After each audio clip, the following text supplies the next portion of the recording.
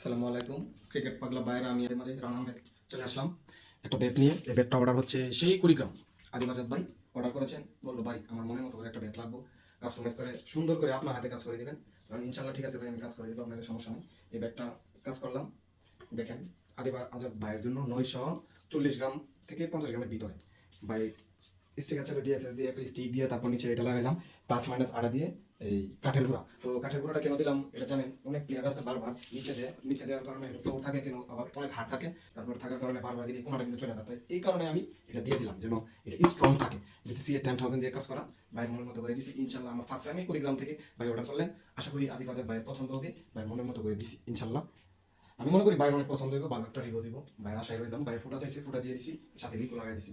যত সম্ভব আমরা তাড়াতাড়ি আপনাদের একটা কাস্টমাইজ করে একবারে প্রস্তুত করে স্টেট ফার্স্ট কুরিয়ার সার্ভিসে আমরা দিয়ে থাকি। মানে অ্যাড্রেস দিলে যে বাংলাদেশের যে কোনো প্রান্তে আমরা দিয়ে থাকি। আমরা ক্রিকেট লাভার পেজে আপনারা সবসময় থাকবেন, অর্ডার দিবেন, যাদের পছন্দ হয় সবসময় অর্ডার দিলে আপনাদের ক্রিকেট লাভার যে যারা আছে তাদের জন্য সবসময় আমি স্যাক্রিফাইস করে থাকি, সবসময় থাকবো আমি যতদিন আছি ইনশাল্লাহ।